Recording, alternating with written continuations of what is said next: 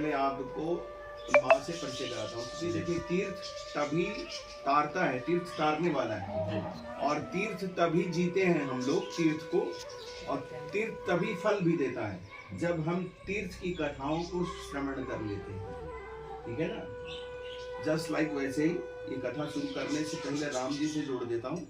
Just like वैसे ही जैसे राम तत्व को प्राप्त करने के 4 सोपान हैं, और चारों सोपान राम तत्व को प्राप्त करने के लिए है, तो मूल में शक्ति ही है। शक्ति के बिना हम सब अधूरे हैं, शक्ति के बिना हमारा संचालन होगा ही नहीं, मैं चल भी नहीं सकता। तो राम तत्व को प्राप्त करने के 4 सोपान कौन कौन? पहले तो स्वयं भगवान राम है, तो राम भगवान जहाँ रहेंगे उनकी शक्ति कौन रहेगी? जहाँ सात्विक सोच रहेगी, सात्विकता रहेगी, मर्यादित जीवन रहेगा, तो वहाँ शक्ति कौन रहेगी? तो वहाँ शक्ति के रूप में उनकी पत्नी का नाम है सीता। सीता जो शीतलता प्रदान करेंगी, और आप कभी जो है उग्र नहीं होंगे। जिसको कहिए कि ब्लड प्रेशर हाई होगा, जैसे हम लोग कर लेते हैं, तो वहाँ हमारे पास अगर शक्ति सीता रहेगी तो हम हमेशा अपने जीवन को शांति तरीके से व्यतीत करेंगे। दूसरे सोपान कौन है? लक्ष्मण, उनके भाई हैं। वो क्या है? जिसके मन में लक्ष्य सिर्फ एक हो। लक्ष्य मन, मेरे मन में लक्ष्य सिर्फ एक हो कि उसे पाना है, उस परम तत्व को पाना है, उस परम सत्ता को पाना है।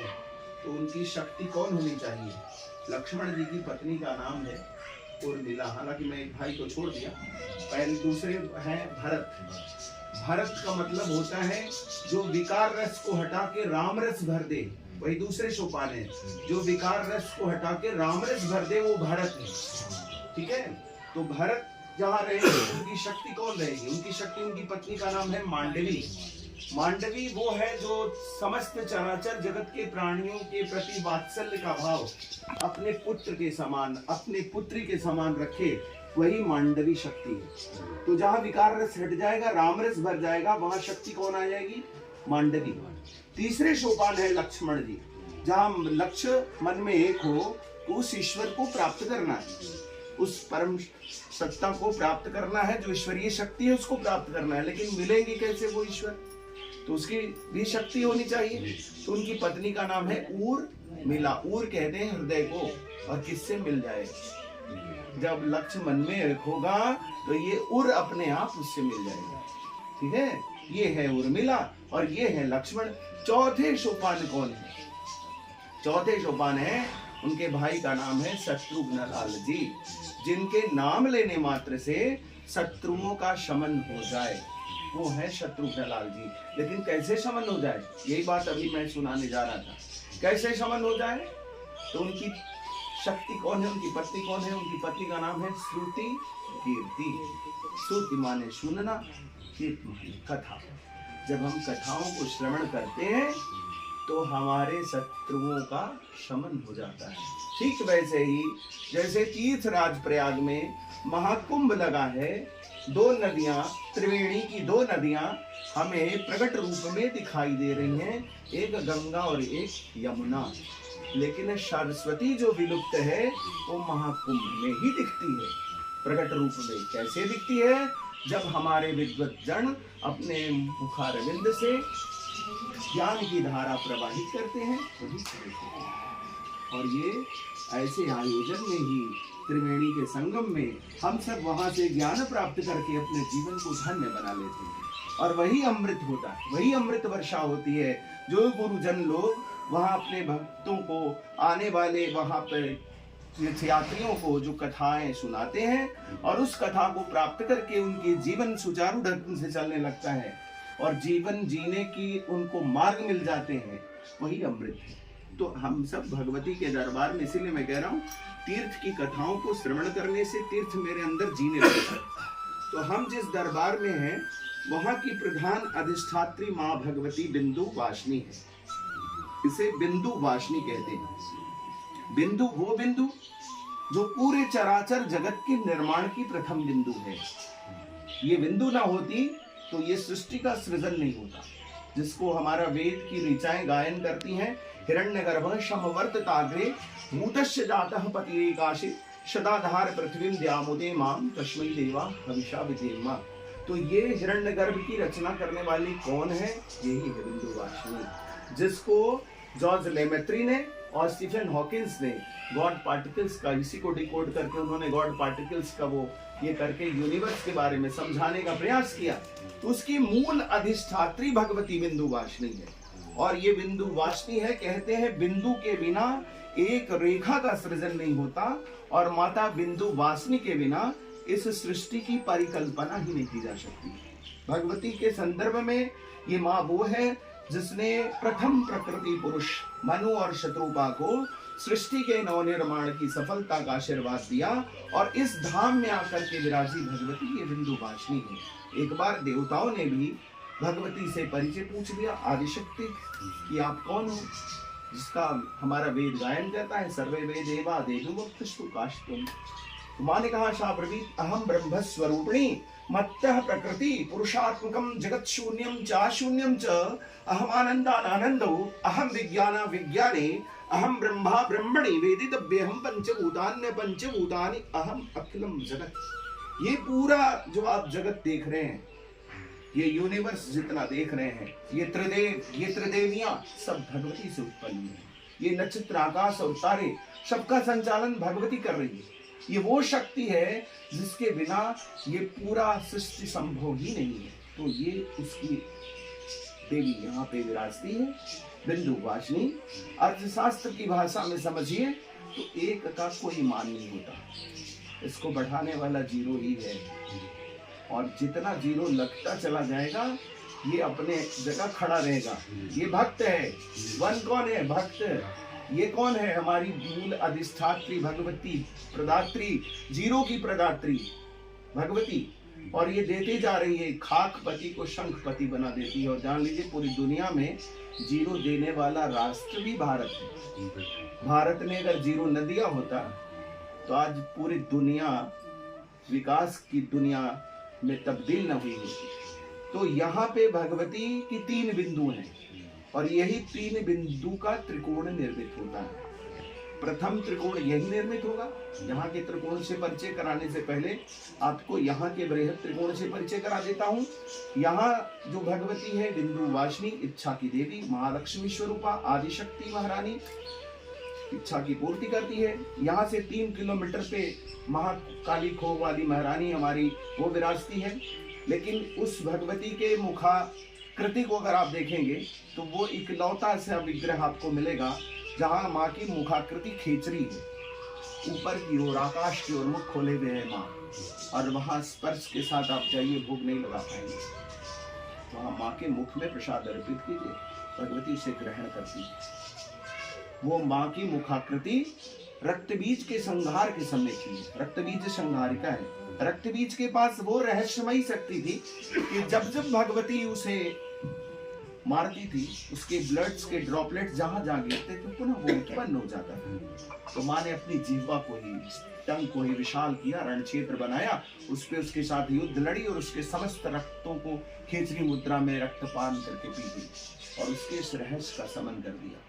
वहाँ आज भी भगवती की तंत्र पूजा के माध्यम से भगवती को वाइन चढ़ाई जाती है। वहाँ भगवती का उससे पूजा होता है। लेकिन अब वाइन पूजा अगर आप सोचेंगे तो वहाँ वाइन के माध्यम से हो रही है। तो माँ यहाँ क्या मैसेज हम भक्तों को कन्वे कर रही है, क्या मैसेज देना चाहती है हम भक्तों को? वो कहती है कि जिसकी एक बूंद से तेरे अंदर विकृतियां उत्पन्न हो जाए उसका मैं पान करती हूँ, मैं उसका शमन करती हूँ। माँ यहाँ छोड़ने की बात कर रही है। माँ कह रही है तू आ मेरे पास, अपने समस्त विकारों को मेरे पास छोड़ जा और यहाँ से तू विकार मुक्त होके जा, विकार युक्त न रहे। तो पहले ने क्या किया? इच्छा की पूर्ति कर दी। दूसरे ने क्या किया? विकार मुक्त कर दिया। जो यहाँ की तीसरी बिंदु की अधिष्ठात्री है, बिंदु की देवी है, वो द्वापर युग से जुड़ी हुई है और उसका संबंध कृष्ण के जन्म से है। वो वही योग माया शक्ति है जिसकी वजह से कृष्ण का जन्म सफल हुआ। और आकाश मार्ग से आकर के इस धाम को ज्ञान का पीठ बना देती है। कंस के हाथों से छूट करके, वो इस कथा को आप सभी जानते हैं कि कंस के हाथों से जब कंस देवकी की 8वीं संतान समझ करके बालिका रूप माँ को धरा पे पटक के मारना चाहता है, ये उसके हाथ से छूटती है, ऊपर आकाश में जाती है, अट्टहास करती है कि है कंस तेरी मृत्यु है अटल, तुझे मारने वाला चुका मैं चली विंध्याचल। और वही विंध्याचल पर्वत पे बालिका जो आई वो भक्तों की अष्टभुजाओं से रक्षा करने वाली माँ अष्टभुजा। अब अष्टभुजा है, ज्ञान की देवी है। एक सामान्य भक्त कैसे जानेगा? उसके लिए मंदिर के वास्तु पर ध्यान देना होगा। आप मंदिर में जाएंगे, माँ के पूरे गर्भगृह के वास्तु को देखेंगे तो प्रकृति की एक ऐसी बनावट है जहाँ गुफा है और गुह्य में भगवती विराजती है। ज्ञान गुह्य अंदर ही मिलता है, गुह्य में मिलता है ज्ञान। और ज्ञान की देवी कहाँ विराजती है? गुफा में। और गुफा में अब भक्त को क्या करना है? भक्त को झुक के जाना है, तब तक झुके रहना है जब तक ये बालिका रूप में माँ के श्री चरणों के कृपा आशीर्वाद को प्राप्त नहीं कर लेते। जैसे ही आप प्राप्त करके दाहिनी ओर मुड़ेंगे, सीधे खड़े हो जाएंगे। माँ ने मैसेज दे दिया, ज्ञान प्राप्त करने के लिए एक तो गुहे में घुसना पड़ता है और झुक के जाना पड़ता है, और इसके बाद ही ज्ञान प्राप्त होता है। तो यहाँ आपको क्या मिला साहब? यहाँ मिला इच्छा, क्रिया और ज्ञान। इच्छा, क्रिया और ज्ञान के आपको त्रिकोण पर ये विंध्याचल जी अवस्थित है, और उसकी मूल अधिष्ठात्री भगवती विंध्यवासिनी है। श्रीयंत्र की भी अधिष्ठात्री मानी जाती है। इसी त्रिकोण के अंतर्गत असंतुलित मानव जीवन संतुलित हो जाता है। अब मान लीजिए आपके पास समय नहीं है वहां दर्शन करने का, तो त्रिकोण दर्शन का फल भी तो चाहिए। तो माँ ने उन भक्तों के ऊपर भी कृपा वर्षाई। वो चीज माँ के इस दरबार में, ये तो 3-3 किलोमीटर है ना, तो आपने 7 किलोमीटर के रेडियस पूरा करेंगे। तो माँ ने वैसे भक्तों के लिए जिनके पास समय नहीं है, अभाव है समय, उनके ऊपर कृपा वर्षाई। उनको कहा ऐसा करो तुम सूक्ष्म त्रिकोण के दर्शन कर लो। तो वो त्रिकोण यही बना दिया। यहाँ कैसे बनाया? यहाँ की चमत्कारी शक्ति क्या है? यहाँ माँ के कृपा आशीर्वाद को प्राप्त करने के लिए माता विंध्यवासिनी के दरबार में माँ के परिक्रमा दर्शन को क्रम से, जो क्रम से किया जाए दर्शन, उसी को परिक्रमा कहते हैं। एक घूमा जो जाता है, क्रम से जो हम घूमते हैं तो वो परिक्रमा होती है, और उसमें भगवती के रहस्यों के दर्शन होते हैं। तो यहाँ दर्शन करने के लिए हम भगवती के संपूर्ण कृपा आशीर्वाद को प्राप्त करने के लिए वायव्य कोण से चलेंगे। हम लोग उत्तर और पश्चिम के कोण से सीढ़ी है, वहां से चलेंगे तो हमें सबसे पहले धर्म, अर्थ, काम और मोक्ष की 4 सीढ़ियां मिलेंगी। उन सीढ़ियों को चढ़ करके जब आप ऊपर पहुंचेंगे तो सबसे पहले मिलेगा आपको धर्म वृक्ष। धर्म वृक्ष हमें एक संदेश देता हुआ दुर्गा सप्तशती के अनुसार, यावद्दुमंडलम धत्ते शशैल वनकाननम तावा तिष्ठति मेदिन्याम शंतति पुत्र पौत्र की देहांते परमम स्थानम यत्सुरेरपि। भगवती ये मैसेज हम भक्तों को दे रही है कि तुम अगर प्रकृतियों का संरक्षण करते रहोगे, वृक्षों का संरक्षण करते रहोगे, तो तुम्हारी संततियां भी इसका लाभ लेती रहेंगी। तो पहला संदेश भगवती यहाँ आपको देगी, प्रकृति का संरक्षण करो। उसके बाद आप जब आगे बढ़ेंगे तो घंटा मिलेगा। घंटा करके हाजिरी लगाइए, अपनी उपस्थिति दर्ज कराइए। घंटों की टंकार से भगवती समस्त विकार को दूर कर देती है इस धाम में। तो घंटा बजाना अनिवार्य है भक्तों को। और उसके बाद हम चलेंगे बैठे हुए सिंह पे, क्योंकि माता जी की सवारी सिंह है और भगवती सिंह पे आरूढ़ है।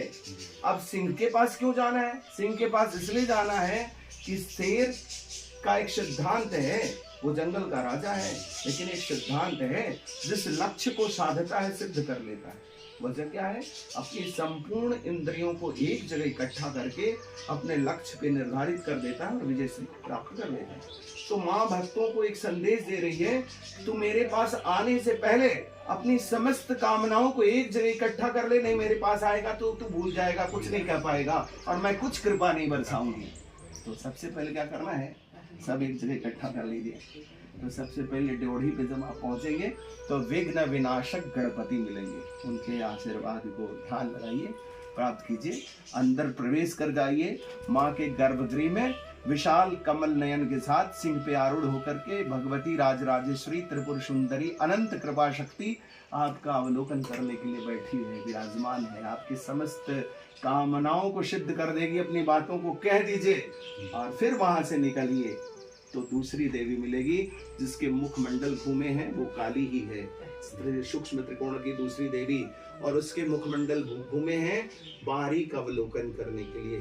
कौन सी गड़बड़ी है? सूक्ष्म अवलोकन। वो जैसे आप हॉस्पिटल में जाते हैं तो सारे इक्विपमेंट्स आपको एक के बाद एक टेस्ट करते हैं, वैसे भगवती के दरबार में वो बारीक अवलोकन करने की स्थिति में हमारी दूसरी शक्ति जो है महाकाली विराजमान है।